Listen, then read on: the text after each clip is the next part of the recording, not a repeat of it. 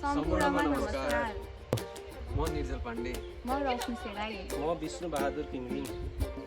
हामी चाहिँ प्राकृतिक स्रोत व्यवस्थापन कलेज कपिलाकोट सिन्धुली तेस्रो सेमिस्टरमा अध्ययन छौँ। आज चाहिँ हामी यहाँहरूलाई तिल खेती प्रविधिको बारेमा चाहिँ जानकारी दिन गइरहेका छौँ। आउनुहोस् अब सुरु गरौँ। तिलमा 45 देखि 55% तेलको मात्रा पाइन्छ। त्यसका साथै भिटामिन, प्रोटिन, मिनरल जस्तो तत्त्वहरू पाइन्छ। तिल चाहिँ एउटा निकै धार्मिक, परम्परागत तथा आर्थिक महत्त्व बोकेको बाली हो।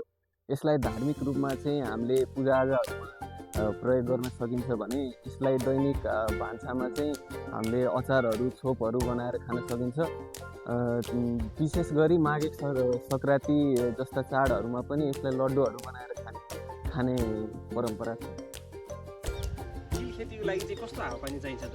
तिललाई चाहिँ हामीले ट्रपिकल रिजनदेखि सब ट्रपिकल रिजनसम्म खेती गर्न सकिन्छ भने यसको लागि चाहिँ तापक्रम 25 देखि 35 डिग्री सेल्सियसमा राम्रोसँग खेती गर्न सकिन्छ र त्यसै गरी यसले चाहिँ पानी जम्ने जमिन र चाहिँ तुषारो चाहिँ सहन सक्दैन।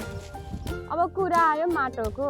तिल बालीलाई चाहिँ दोमट तथा बलौटे दोमट माटो उपयुक्त हुन्छ। त्यसको साथै यसको पिएच मान भनेको चाहिँ 5.5 देखि 8 उपयुक्त हुन्छ। हामीले तिललाई उन्नत तरिकाले उमार्नलाई चाहिँ जमिनलाई कसरी तयार गर्न सक्छौँ त? त्यसको लागि हामीले जमिनलाई चाहिँ 2 देखि 3 पटक राम्रोसँग खनजोत गर्नुपर्ने हुन्छ। झारहरूलाई हामीले राम्रोसँग टिपेर फाल्नुपर्ने हुन्छ। अनि जमिनलाई चाहिँ पानी नजम्ने गरी राम्रोसँग समाउनु पर्ने हुन्छ। कृषकहरूले खास गरी मलखाद प्रयोग नगरी पनि खेती गरिरहँदै आउनु भएको छ। तर हामीले उन्नत तरिकाले खेती गर्ने हो भने 40 किलो नाइट्रोजन, 40 किलो फस्फोरस र 20 किलो चाहिँ पोटास प्रयोग प्रति हेक्टरमा गर्न सक्यो भने हाम्रो उत्पादन एकदम राम्रो हुन्छ। उन्नत खेतीको लागि हामीले नवलपुर खैलो तिल 1 लगाउन सकिन्छ। तिल लगाउने तरिका चाहिँ के छ भने यसलाई हामीले डिरेक्टली हातले छर्न पनि सकिन्छ। अनि यदि लाइन स्विङ गर्ने हो भने चाहिँ लाइनदेखि लाइनसम्मको दूरी 30 देखि 45 सेन्टिमिटर अनि बोर्डदेखि बोर्डसम्मको दूरी चाहिँ 5 देखि 10 सेन्टिमिटर कायम गर्न सकिन्छ। तिलको बिउ हामीले किन उपचार गर्ने त? हामीले तिलको बिउबाट सर्ने रोगहरू नियन्त्रण गर्नको लागि 2 ग्राम बेबिस्टिन अथवा 2 ग्राम थिराम चाहिँ प्रति केजी सिडमा राखेर उपचार गर्न सकियो भने तिलबाट सर्ने रोगहरू हामीले नियन्त्रण गर्न सकिन्छ।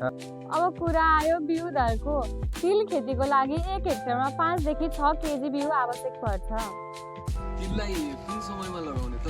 हामीले तिललाई वर्षे बालीको रूपमा असारको दोस्रो हप्तादेखि साउनको तेस्रो हप्तासम्म लगाउन सक्छौँ। तिल एउटा वर्षे बाली हो। तिलको लागि सिँचाइ खासै आवश्यक पर्दैन।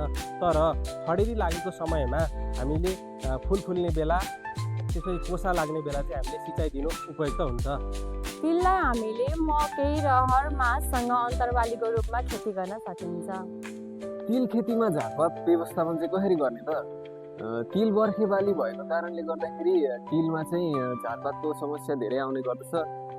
त्यसैले हामीले बाली लगाएको 3 देखि 4 हप्ताभित्रमा चाहिँ हामीले गोडमेल गर्नुपर्छ भने यदि बिरुवा बाक्लो भएमा चाहिँ हामीले थिनिङ गर्नुपर्दछ। तिल खेतीमा लाग्ने किराहरू के छन् त? तिल खेतीमा चाहिँ पात खाने लाभ्रे किरा लाग्दछ। त्यसले चाहिँ पातको हरियो भागहरू खान्छ। त्यसै गरी सुर्तीको पात खाने लाभ्रे किरा पनि यो तिल बालीमा देखा पर्छ। र यसको रोकथामको लागि हामीले के गर्न सकिन्छ त भन्दाखेरि निममा आधारित विषादीहरू प्रयोग गर्न सकिन्छ। यसलाई हातले टिपेर चाहिँ मार्न सकिन्छ।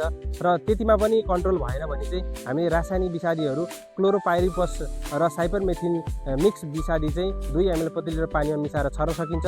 अर्को त्यसै गरी किरामा के छ भने लाई किरा छ। यसले चाहिँ पातको रसहरू चुसेर खान्छ र त्यसको लागि चाहिँ हामीले नियन्त्रणको लागि चाहिँ के गर्न सकिन्छ भने यो इमिडाक्लोरोपिड विषादीहरू, निममा आधारित विषादीहरू चाहिँ प्रयोग गर्न सकिन्छ।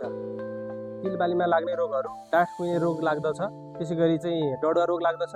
यी रोगहरू नियन्त्रणको लागि हामीले चाहिँ ढुसीनाशक विषादी बेबिस्टिन वा डाइथेनियम 45 चाहिँ 2 ग्राम प्रति लिटर पानीमा मिसाएर छर्न सकिन्छ। भने अर्को पात गुजुमुज्ज हुने रोग पनि लाग्दछ। त्यसको लागि चाहिँ हामीले लाई किरालाई नियन्त्रण गर्नुपर्दछ।